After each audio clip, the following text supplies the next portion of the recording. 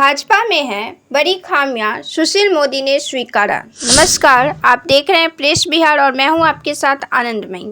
कर्नाटक चुनाव के रिजल्ट आने के बाद राज्य की भाजपाई कार्यकर्ता खामोश नजर आए, सबकी बोलती बंद नजर आई। कर्नाटक चुनाव की हार का गम देखने को मिला।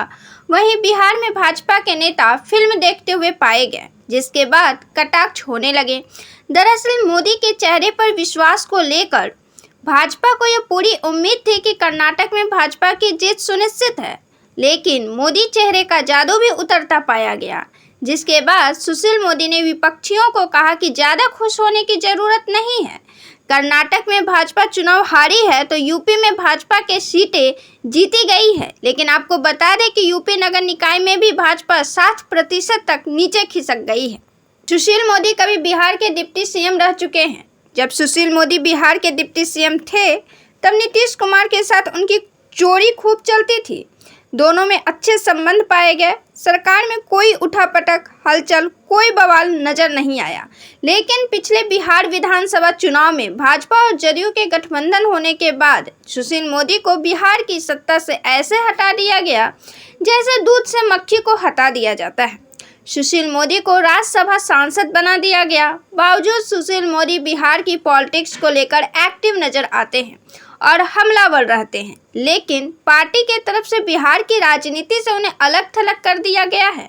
सुशील मोदी के अलग होने के बाद का परिणाम भी साफ भाजपा को नजर आ गई कि बिहार में महागठबंधन टूट गई और सरकार गिर गई। गठबंधन चलाने के लिए, सरकार चलाने के लिए सामंजस्य होना और अच्छे संबंध होना बहुत ही जरूरी है, जिसे सुशील मोदी नीतीश कुमार के साथ बखूबी निभा रहे थे। लेकिन पार्टी धर्म के मुताबिक अब सुशील मोदी नीतीश कुमार पर हमलावर हैं, जब से भाजपा और जदयू के गठबंधन को टूट मिली है। वहीं सुशील मोदी ने स्वीकार किया है कि भाजपा में कई सारी खामियां हैं। इन्हीं खामियों की वजह से भाजपा को मुंह की खानी पड़ रही है। प्रधानमंत्री के चेहरे और चुनाव प्रचार के बावजूद कर्नाटक में जनता का हाथ खड़े कर देना भाजपा के लिए बहुत ही शर्मिंदगीपूर्ण है।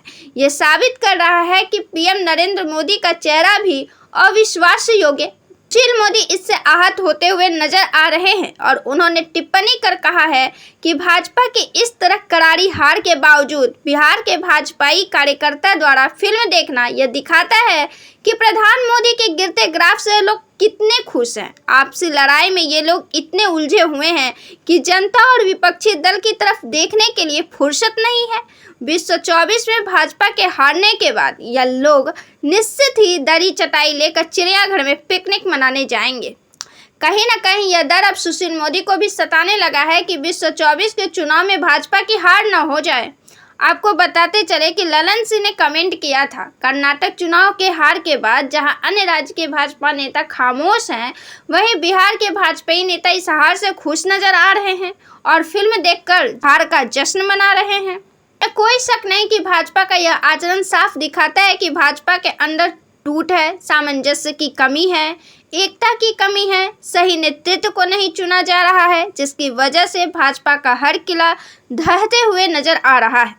वहीं सुशील मोदी ने अपनी पार्टी की इज्जत बचाते हुए कहा कि लोकसभा चुनाव में इसका कोई असर नहीं पड़ने वाला है।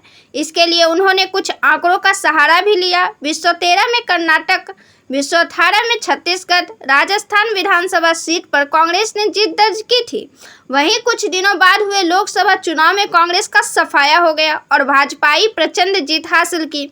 सुशील मोदी ने कहा कि 2024 में लोकसभा चुनाव में प्रधानमंत्री का चुनाव होगा, जिसमें देश कोई गलती नहीं करेगा। नरेंद्र मोदी ही तीसरी बार प्रधानमंत्री बनेंगे।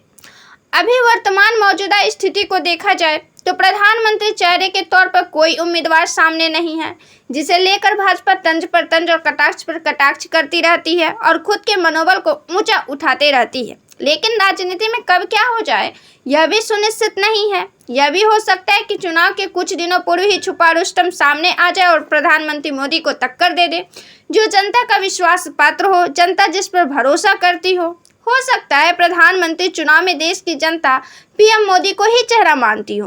राज्य के चुनाव में भाजपा की हार होने की सबसे बड़ी वजह स्थानीय राज्य के नेताओं के, कार्यकर्ताओं के रणनीतिपूर्ण गतिविधि का अभाव सबसे बड़ा मुद्दा है।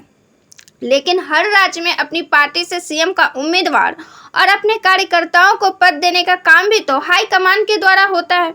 जब हाईकमान के द्वारा चुने गए प्रतिनिधि जनता में सही तरीके से कार्य नहीं करते हैं तो यह हाईकमान के निर्णय पर सवाल खड़ा करता है और हाईकमान के प्रति विश्वास में कमी आती है। ऐसे में जनता दूसरे उम्मीदवार, दूसरे उभरते दल से भी अपने पीएम को चुन सकते हैं। तो ऐसे ही बिहार और देश की पॉलिटिकल खबरों से जुड़े रहने के लिए देखते रहे प्रेस बिहार।